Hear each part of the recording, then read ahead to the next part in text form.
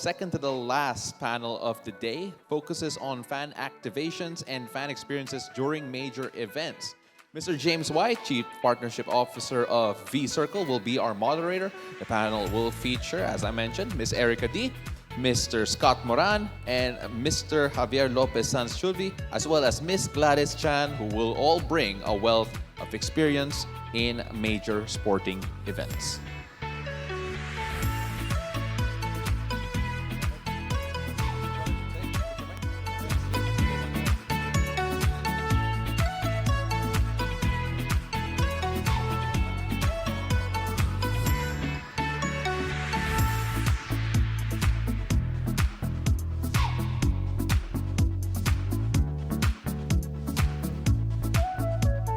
I think we're fine.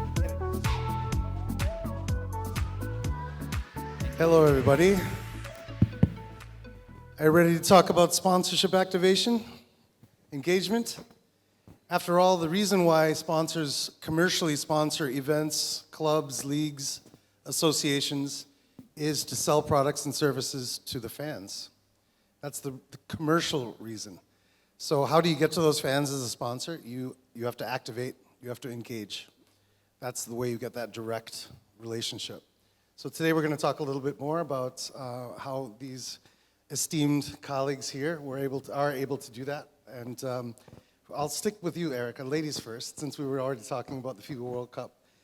In a basketball crazy nation, which of the activations that you recall during the FIBA World Cup were sort of the most effective? I really like what Smart did with the MOA Globe, and it's kind of cliche because Globe is a competitor. And they, for the World Cup, turned that into the Smart basketball, right? I don't know if you guys saw it. It's the big globe in front of the Mall of Asia Arena. And they wrapped it as a basketball and put a ring around it. And that was really good. We saw a lot of pictures of that, a lot of people posting beside it.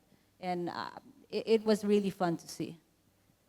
Yeah, that's great for the fan engagement and getting that social media exposure out there. Great for the brand. Javier, can you talk to us a little bit about how important activation is around El Clasico for La Liga? Yeah, of course. So El Clasico is our biggest game of the year, no? And it's in fact the biggest football game between clubs in the world. So our goal when we have this event is to build storytelling around the game. No? So it goes beyond the 90 minutes. Actually, the viewing of the game would be the final part of it, not like the climax of all this story.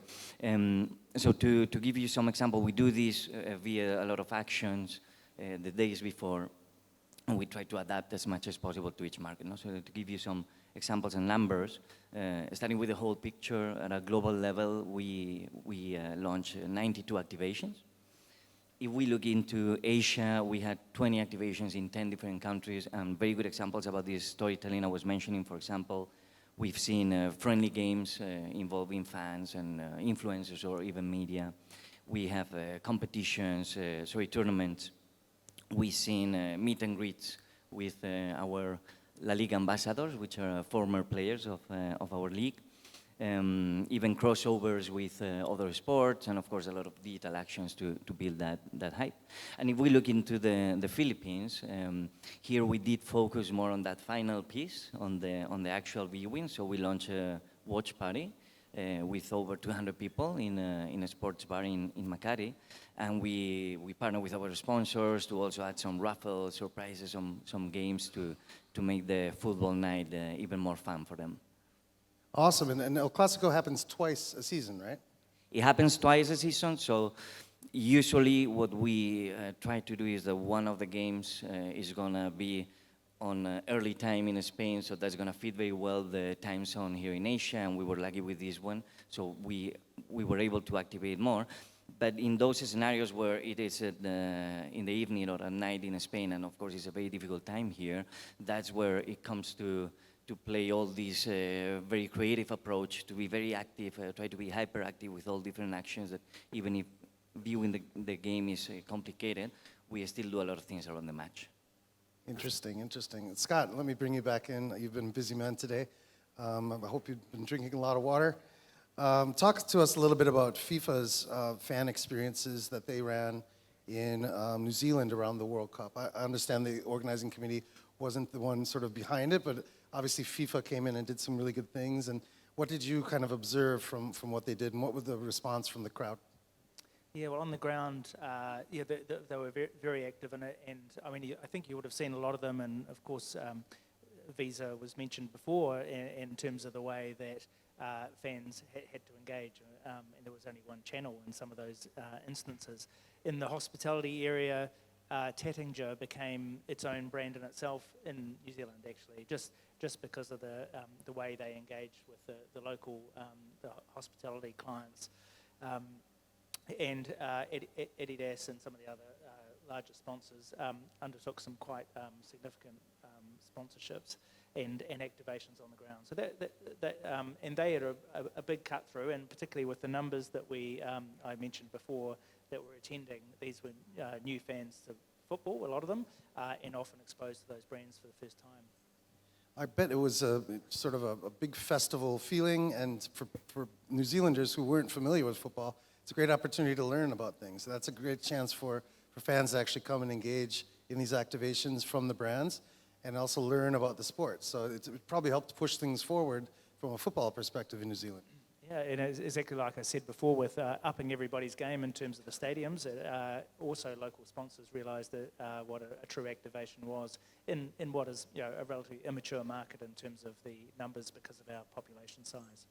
Sure, and local versus international sponsors. I want to talk to you a little bit later about that, Erica, in terms of the level of sophistication of their engagements and the effectiveness. But first I want to ask you, Javier, what does success look like? When you're doing an activation, what are your objectives? What are you trying to get out of these activations and engagements? Yeah, of course.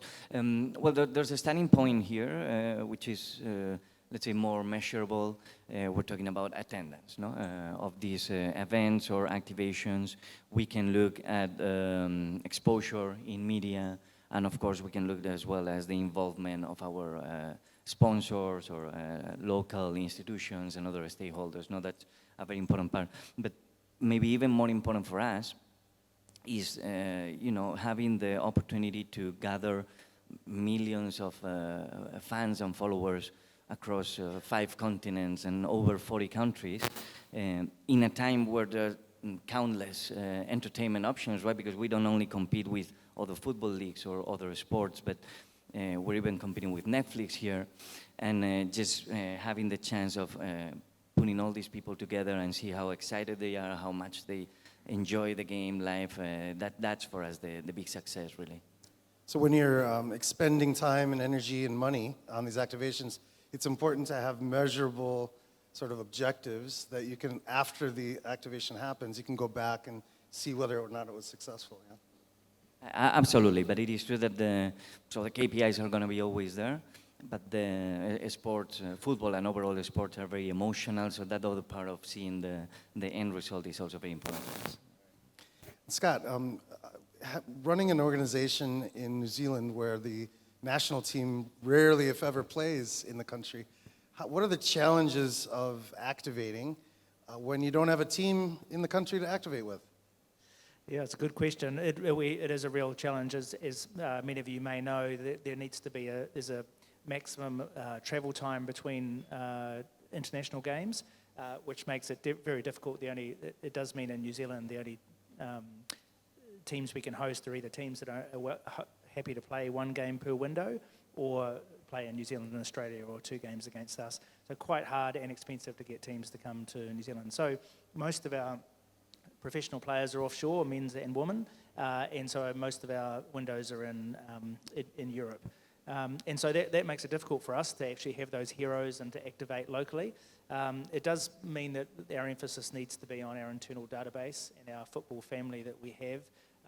And we've recently, particularly with the challenges in the broadcast space, as Paul was mentioning before, we've actually probably one of the largest MAs to have moved across to FIFA Plus to try to actually reach out our clients or our supporters and followers digitally and free to air rather than behind paywalls and pay TV. And so that's been where the emphasis has been with us, with our sponsors in marketing, either digitally or as I say, getting as many people watching our teams as we can. So I guess that almost covers the next comment or question I had for you is how do you engage those fans at distance? So you use the digital means to do that. Do you have your players actually also participate in some of these engagements with fans? Is that something that you've done? Yes, but again, only digitally, really, and it's really a matter of having our team meet those players and having the Chris Woods of the world send videos and engage with them that way. Yeah, I think definitely with the tools that we have at our fingertips these days, especially because of COVID, I know everyone is used to using video to meet, and it's almost as good. Obviously, not getting that handshake and that photo, but having digital meetings, meet and greets. That's the second best thing I would guess. But Erica, now getting back to that point that we were addressing earlier a bit, international versus local sponsors, both are very, very important. The global partners probably have more experience in activation and engagement. Did you find there were any sort of frustrations or drawbacks in terms of some of the local brands and how they approached the activation or the importance of activation and engagement? Yeah, there were certainly differences between them, right? Some of the global sponsors didn't actually have a presence here in the country, especially the sponsors from China. And I'll give you an example. Wanda was a big sponsor. I think they're a FIFA sponsor as well. And so they have no choice but to activate in a way that's more than just branding at the venue, right? Which is mostly the option of our local sponsors. So what they did is they had this Wanda Little Champions program where they had a whole selection process in China for some kids to be able to come over to the World Cup to parade the players out. So that was a really good activation for them. But local sponsors here, most of them would just opt to have either CDAs at the venue or some branding around and using that association, the use of marks that comes with the sponsorship, right? We haven't really seen anyone use the activation in such a way where they can gather data and use that to inject into their revenue strategies. And that's something that we would like to see more in the country. Because if we see more of that, then the brands realize, sports sponsorships really do have ROI. And that means more money for sports and better for us people working at sports. Absolutely. The KPIs, the ROIs that you get from sports sponsorship sort of ensure that those brands will come back, especially if they're high ROIs. Hopefully we can have more tools to help those sponsors gather that data. I guess that's something that's important with all the digital tools that are out there these days. You mean hopefully, but you're going to tell us about it in 5 minutes, right? I think there's a few of us here who are going to talk about those types of things later. But Javier, why don't you finish things up by talking about how you create and measure and activate your activations. Like, how do you come up with these activations in the first place? Is it a bunch of you sitting in the room saying, "Oh, this would be cool," or is it more scientific? Do you listen to what fan input are? Or how do you come up with these things? Oh, yeah. It's a logic process after all. But here we leverage a lot our. We have a very unique international setup that my colleagues mentioned as well. So we have 10 offices, 10 regional offices all around the world, and more than 40 delegates. So that allow us to have that local presence already, no? So I guess the first step is that we analyze the market. We leverage some data tools, and then we try to understand each region, each country, what are the most followed sports and clubs, of course, some demographics, and that help us already define the strategy or activations. No, after that, we would, as part of that brainstorming, actually, we would shape up the activation and try to adapt it as the best possible way to a specific market. So we'll partner with sponsors that are a good fit for that specific activation, and we'll think of other actions that we can put around just to make the most out of the event. No? And then finally, we promote it. We use digital channels and media, and again, we join efforts with our partners, and we use also some tools for registration to gather leads, and that's it. No? So summarizing is like we try to understand our fans, we adapt to them, and then we make La Liga as accessible as possible. I think that's the key point. Do you find that a lot of the ideas come from you and that you're proposing things to the sponsors, or do some of the sponsors also come back with you with ideas, or? Both ways, and it's a very helpful exercise, and we even do it internally in La Liga, like within delegates, even those from South America or Europe. You see ideas from some, you see what you can use, and with our sponsors, we brainstorm a lot to see what things we can do that are beneficial for both. So it's a very healthy, creative work that we do together. Yeah. Absolutely, that's interesting. And Erica, I mean, in terms of coming up with ideas for the brands to activate, was there a team or some people on the committee who, if the brands were struggling with how to use the event, and were there people who were giving them ideas and thoughts? Yeah, in fact, FIBA had a whole menu of ideas and activations that they just could buy into, right? Especially with regards to the game experience and what happens inside the arena. We also had a team, our JMC team, the Joint Marketing Committee, who worked on certain activations with them, pushing them and, really showing ideas to them. But unfortunately, not many of them were interested here locally. It was really more of the brand association that they were after and the tickets that came with the sponsorship. That's what we noticed. And I don't think it's a bad thing. I just think that the industry here is very young. I mean, if you look at sports sponsorship history, it started when the Romans, the gladiators, were supported by the richer Romans, right? And they only did that not to sell something, but just so that they can brag that they were supporting this certain gladiator. So I think we're still at that stage, but we're moving forward. So did some of the brands actually run sales promotions in order to get a ticket? You have to buy a product, or did most of them just take the tickets and kind of just pass them out to people? A few of them did. Jollibee did that for us for the opening day. They were an opening day sponsor. And if you reach a certain threshold in your purchase, a single receipt, you could claim a ticket for that. And Jollibee was unique because they were one of the few brands that wanted to activate. And they even had this activation where everybody gets a burger, and when we first pitched that to them, we said maybe you could offer the burger if Gilas wins. So everybody would, cheer for Gilas. But Jollibee, I think their sponsorship was purpose-driven. And they said, we want to be with Gilas, win or lose. So we're going to give the burger out to everybody who comes, regardless of the result of the game. So that was really cool. Excellent. So that's a very good example of effective, engagement and activation. One of the last questions here, Javier, in terms of the match, sending people to Spain or to watch a game or something. These are often like the grand prizes because it's quite an expensive but very valuable prize. Do things like that really drive, a heightened level of activation from fans when you're able to sort of say, we'll send you and a friend to a match in Spain? Does something like that work better than your normal activations of watching, like having a watch party, or is it more effective to get people in person to do something privately on the ground? What works well is a combination of those money can buy experiences with the watch parties locally, with the other examples I mentioned before. No, is that whole ecosystem that helps us build that storytelling. But of course, that type of initiatives are usually noisy and they get a lot of interest. Like everybody wants to go. We try to choose wisely when to do them. Of course, there's bigger investments, so we need to be sure that it makes sense. We cannot do it for every single country. Maybe every time there's a classic, but we choose some places or depending maybe on some players.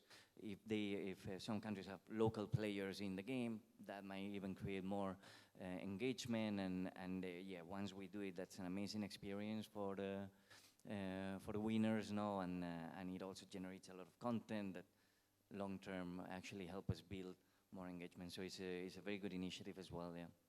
Interesting. Scott, let me end up things with you. I just want to ask you a simple question. Which sponsor activation or engagement do you remember most vividly from New Zealand? I've got to admit that it was the Tattinger in the hospitality, and only because ever since the World Cup, it was synonymous with being hosted by FIFA, being at a premium tournament, being an amazing tournament. All our stadia were dressed immaculately, like they've never been before, and so every time I've met someone since that World Cup that I met at hospitality said, "Oh, there's no Tattinger here," and it was just really interesting how that cut through so far. Well, there you go. That's you want your activation to be memorable. You want your activity to be memorable, your engagement to be memorable, and I think that speaks volumes. So with that, I think I'll end things up and thank the esteemed colleagues I have here on the stage on the panel. Thank you very much for listening to us today.